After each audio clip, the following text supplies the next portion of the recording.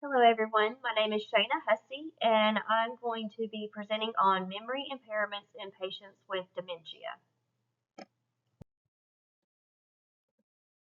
Dementia is a complex and progressive condition that leads to significant memory loss, ultimately affecting a person's independence and ability to manage daily tasks. One of the most distressing aspects of dementia for both individuals living with the condition and their caregivers is memory impairment. It not only challenges personal identity, but also places a heavy emotional and practical burden on loved ones. While we currently have no cure for dementia, research shows that targeted intervention can help slow cognitive decline and enhance quality of life. These strategies provide hope and support for maintaining function and dignity throughout the course of the disease. Today, I'll be presenting a comprehensive intervention plan that draws on key principles from cognitive psychology. This plan is designed to support memory function, promote daily engagement, and empower caregivers and patients alike.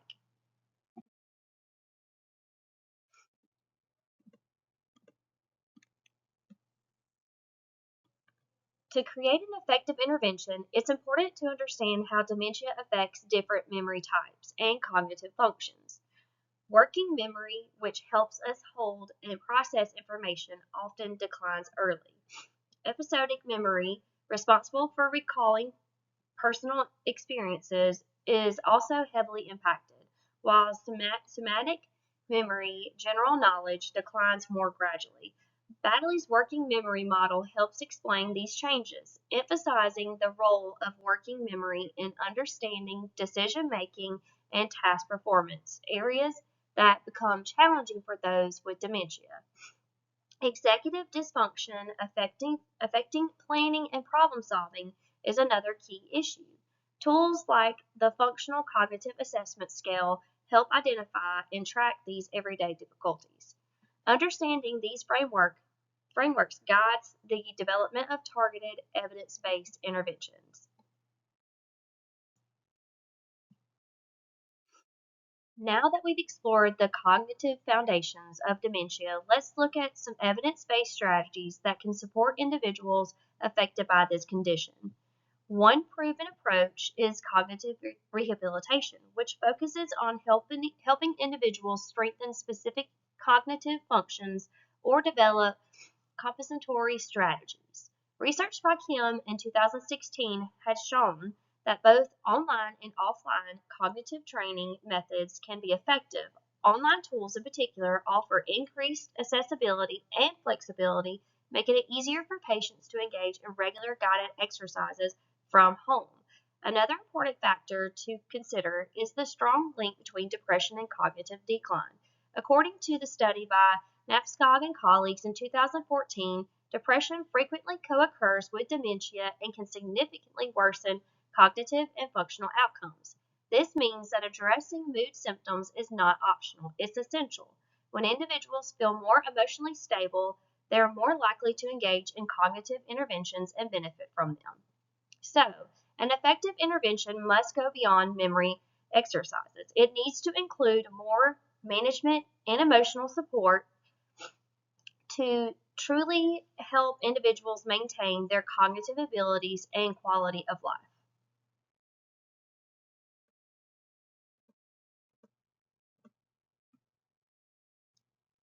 Despite the growing awareness of dementia, there are still significant gaps in primary care that limit early and effective intervention. One major issue is that early intervention remains inconsistent. Symptoms are often overlooked and attributed to normal aging, leading to missed opportunities for early support and planning. Another challenge is that many primary care providers lack specialized training in dementia care. A study by IMRA in 2019 highlighted that many clinicians feel underprepared to assess cognitive changes or to provide meaningful guidance on managing dementia over time. To address these gaps, one practical solution is to include caregiver and staff education as part of the intervention strategy. Educating both healthcare providers and family caregivers can improve early detection, promote better communication, and ensure that individuals with dementia receive more comprehensive, coordinated care from the start. By building knowledge and confidence across the care network, we can greatly enhance the effectiveness of any intervention plan.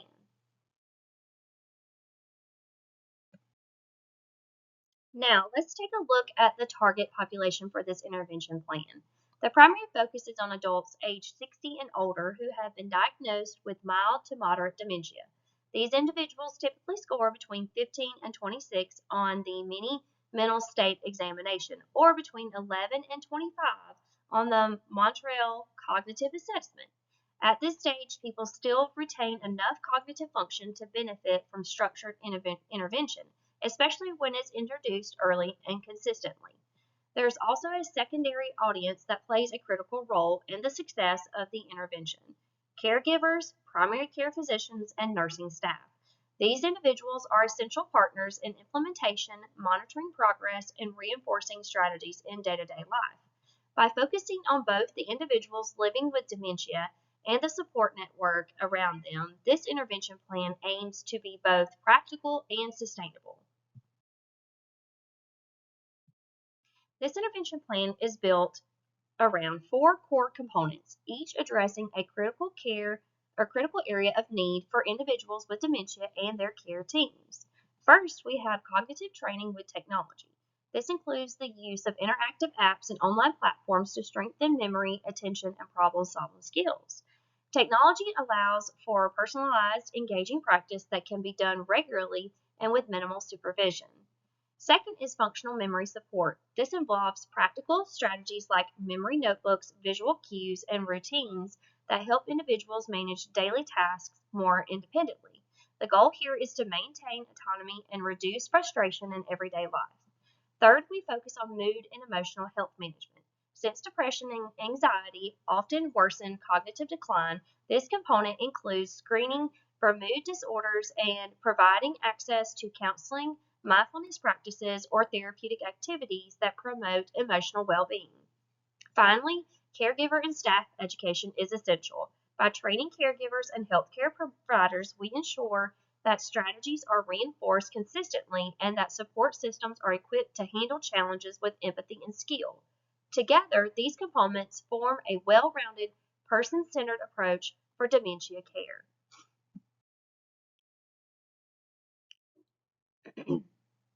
Let's now take a closer look at how each component of the intervention will be implemented in practice. First, cognitive training will be conducted 3 times per week using tablets and interactive tools. These sessions will include memory games, problem solving tasks, and even storytelling exercises, all designed to stimulate key cognitive functions while keeping participants engaged. Second, functional memory support focuses on daily routines. This includes using labels, visual reminders, and repetition during common tasks like cooking or getting dressed. These strategies help reinforce memory and promote independence in daily living.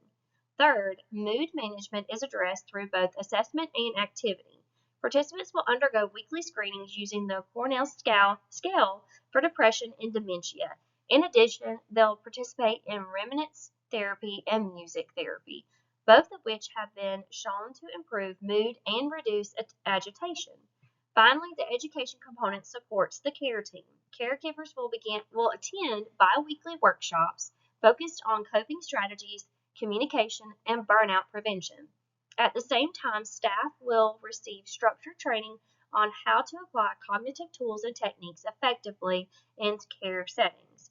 By putting these elements into consistent practice, we aim to build a supportive, structured environment that promotes cognitive health and emotional well being. This intervention is grounded in several key cognitive theories. Badley's working memory theory helps us target areas like attention and information processing, which are often impaired in dementia. We also use earless learning, which minimizes mistakes to help individuals retain correct responses more effectively. Situated and distributed cognition reminds us that thinking is supported by tools, routines, and social context. So our strategies are built into daily life. Lastly, the cognitive emotional interaction model shows that mood and memory are closely linked reinforcing the importance of emotional support and cognitive care. Together, these theories ensure the plan is practical, person-centered, and scientifically grounded.